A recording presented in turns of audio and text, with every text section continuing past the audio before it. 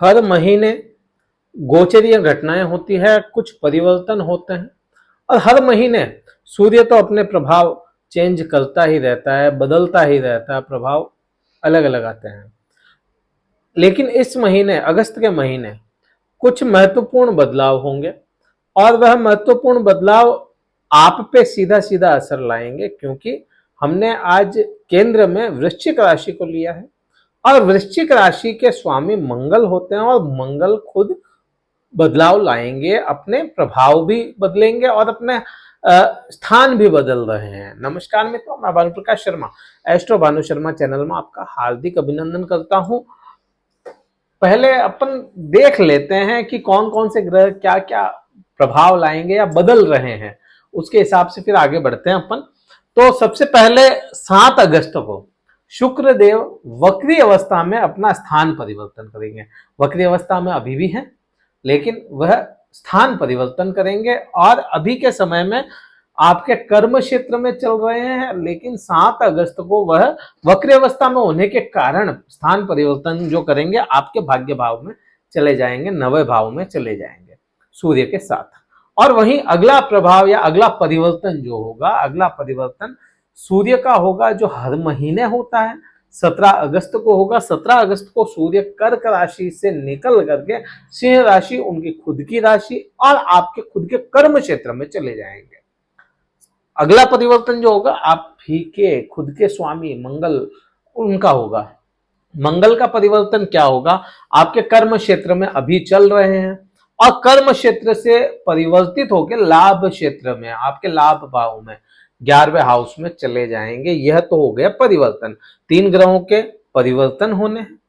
और फिर अब प्रभाव क्या लाएंगे, प्रभाव के ऊपर बात करते हैं। उससे पहले यह देख लेते हैं कि बुध आपके कर्म क्षेत्र में पूरे ही महीने रहेंगे।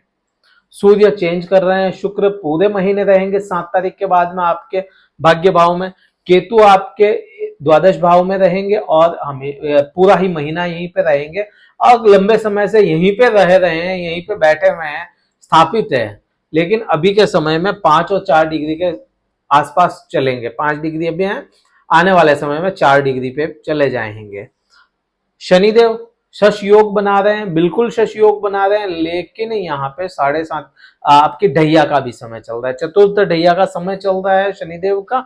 और राहु और गुरु एक साथ में आपके 6ठे भाव में, 6ष्ठम भाव में विराजमान है। यह तो हो गई गोचरीय जो स्थापना है इनकी, जहां विराजमान है, बैठे हैं, वह चीज हो गई। यह क्रियाएं इनकी रहेगी। अब प्रभाव क्या आएंगे, प्रभाव के लिए सबसे पहले अपन खुद के देखते हैं। तो आपके कर्म क्षेत्र में मंगल विराजमान है बुध के साथ में। अभी बुध का और मंगल का बहुत ज्यादा अच्छा नहीं माना गया है एक साथ में होना। बुध और मंगल मित्रवत संबंध नहीं है, तो वहां पे भिड़ंत करवाते हैं, दिक्कतें करते हैं, आपसी झगड़े, आपस में झगड़ते रहते हैं वो। तो प्रभाव वैसा नहीं। तो उसी कारण से आपके कर्म क्षेत्र में आपको परेशानियां देखने को मिल रही होगी। तो वह परेशानियां कम कैसे होगी, वह परेशानियां होगी 19 तारीख को कम। 19 तारीख के बाद से वह परेशानियां कम होना शुरू होगी, जब मंगल परिवर्तित हो जाएंगे। यहाँ पे सीक्वेंस से नहीं चल रहे, यहाँ पे ग्रहों से ही चलेंगे अपन। अब 19 तारीख के बाद में लाभ के योग बनते हैं बहुत अधिक, क्योंकि मंगल खुद लाभ भाव में चले जाएंगे। जब स्वामी आपकी कुंडली का या आपकी राशि का गोचर में खुद लाभ भाव में चला जाता है, तो वह बाध्य हो जाता है लाभ देने के लिए। कर्म से लाभ आपको मिलते रहेंगे। और 17 तारीख को वैसे ही सूर्य वहां पे आ रहे हैं आपके कर्म क्षेत्र पे, तो वहां पे लाभ दिलाएंगे। कर्म क्षेत्र पे लाभ, कर्म बढ़ाएंगे, कर्म आपको बढ़ते हुए नजर आए, आपके काम बढ़े, आपको अपॉर्चुनिटी मिलती रहे करियर में। तो यह सीधा सीधा संबंध बनता है सूर्य का, और मंगल आपको लाभ दिलाने का काम करेंगे ही करेंगे, यह श्योर हो जाता है।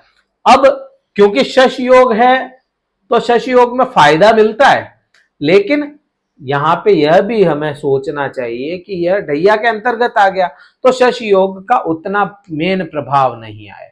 सुखों में या सुखों से, भौतिक सुखों के लिए आपको थोड़ा सा आपको एफर्ट लगाना पड़े, भौतिक सुखों के लिए आपको एफर्ट लगाना पड़ेगा। सूर्य खुद की राशि में है, शनि खुद की राशि में है, तो यहाँ पे जब भी कोई ग्रह खुद की राशि में होता है या तो वह तभी प्रभावी बहुत ज्यादा होता है जब वह मित्र राशि में हो, उच्च का हो, और खुद की राशि में हो। तो खुद की राशि में कोई भी ग्रह होगा तो वो उच्च के समान होता है।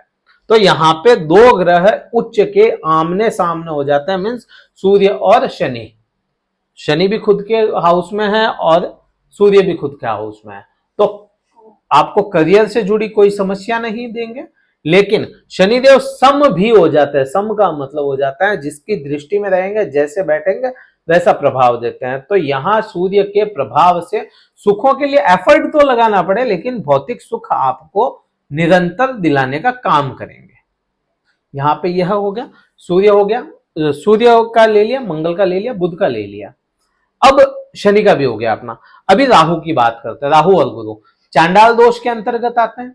चांडाल दोष के अंतर्गत है जरूर, लेकिन प्रभाव में राहु कमजोर है और आपके बृहस्पति जो आपके पंचमेश होते हैं, पंचमेश अगर छठे भाव में आ जाते हैं तो यहां आपको किसी भी प्रकार की पैसों की दिक्कत नहीं करते। पैसा आता जाता रहता है, फ्लक्चुएशन बना रहेगा। यह बात और है कि फ्लक्चुएशन होगा, लेकिन पैसे आते जाते रहेंगे, हाथ में से पैसा आता जाता रहे, तो लेन देन बढ़ने के योग बन जाते हैं। किसी प्रकार के कर्ज की कोई संभावना नहीं है। राहु है तो यह आपको रोग, ऋण और शत्रु का भाव होता है। तो ऋण की तो बात हो गई कि कोई संभावना नहीं है क्योंकि बृहस्पति तेज है। रोग की भी कोई ज्यादा दिक्कतें नहीं है, लेकिन छोटा मोटा इन्फेक्शन राहु लाने की कोशिश करेगा, यह करेगा जरूर। छोटी छोटी दुर्घटनाएं देखने को मिल सकती है या आपको छोटी चोटें आपको लग सकती है, उसका आपको विशेष किसी प्रकार का ध्यान रखना चाहिए। वहीं से इनके संभावनाएं पकड़ते हैं तो कर्म क्षेत्र पे भी बृहस्पति की दृष्टि आ गई, तो वहां पे भी कोई तरह की परेशानी नहीं है। सातवीं दृष्टि आपके आ गई केतु पे, तो यहां से भी आपको ऐसी बहुत ज्यादा दिक्कतें नहीं है, लेकिन यात्राएं करवाएगा। तो वृश्चिक राशि वाले जातकों को यात्राओं के इस महीने योग बन जाते हैं, लेकिन बहुत ज्यादा लंबी यात्रा ना हो, छोटी छोटी यात्राएं आपके योग बन रहे हैं तो उसका आपको उस हिसाब से रहेगा, बहुत ज्यादा दिक्कतें नहीं आएगी। अब यहीं से बात कर लेते हैं कि स्वास्थ्य कैसा रहेगा। स्वास्थ्य बहुत बड़ी चीज हो जाती है, तो स्वास्थ्य के मामले में किसी प्रकार की कोई दिक्कतें नहीं है। आपको किसी भी प्रकार से स्वास्थ्य परेशान नहीं करेगा, क्योंकि स्वास्थ्य के या आपके लग्न के जो स्वामी खुद हो जाते हैं, वह खुद आपके मंगल अच्छे पोजीशन में कर्म क्षेत्र केंद्र में रहेंगे, फिर लाभ में चले जाएंगे तो दिक्कतें नहीं आएगी। वाणी को लेकर के कोई प्रकार की दिक्कतें नहीं आएगी, क्योंकि आपके वाणी का भाव भी पंचमेश को मिला और पंचमेश आप ही के स्वामी की दूसरी राशि मेष राशि के अंतर्गत चलेंगे, तो वाणी में पूर्ण रूप से ज्ञान मिलता हुआ नजर आता है। वहीं बात करते हैं आपके पराक्रम भाव की, तो पराक्रम की कोई कमी देखने को नहीं मिलेगी, क्योंकि शनिदेव अच्छी पोजीशन में केंद्र में चले गए। यहां कुल मिला के किसी भी प्रकार की कोई परेशानी नहीं है। प्रेम संबंधों को लेकर के कोई परेशानी नहीं है, संतान सुख को लेकर के कोई परेशानी नहीं है, पति पत्नी के आपसी संबंधों में कोई परेशानी नहीं है। ओवरऑल अगस्त का महीना वृश्चिक राशि वाले जातकों के लिए बहुत अच्छा साबित होने वाला है। मेन तारीख को कौन सी रहेगी? वह तारीख रहेगी आपकी 19 तारीख। 19 तारीख को आपके स्वामी, आपके लॉर्ड जो होते हैं आपकी राशि के, वह खुद परिवर्तित करेंगे, इसलिए यह बहुत महत्वपूर्ण तारीख है। क्या उपाय करना चाहिए कि आपको अच्छे रिजल्ट मिले? हनुमान मंदिर में बूंदी के लड्डू आप जरूर जरूर चढ़ाएं, हनुमान मंदिर में चढ़ाएं, और चौपाई बोले हनुमान मंदिर में चढ़ते हुए, तुम रक्षक काहू को डरना। आपको किसी भी प्रकार की कोई भी परेशानी नहीं आएगी इस महीने। बहुत अच्छा महीना रहने वाला है और हमारी शुभकामनाएं आपके साथ है कि आपका महीना बहुत अच्छा हो। हमसे अगर कुंडली विश्लेषण करवाना चाहते हैं, डिस्क्रिप्शन में नंबर मिल जाएगा, तो वहां आप व्हाट्सअप कर सकते हैं। उस नंबर पे कुंडली विश्लेषण के चार्जेस आपको बता दिए जाएंगे। इस वीडियो में इतना ही था। जय हिंद, वंदे मातरम, भारत माता की जय।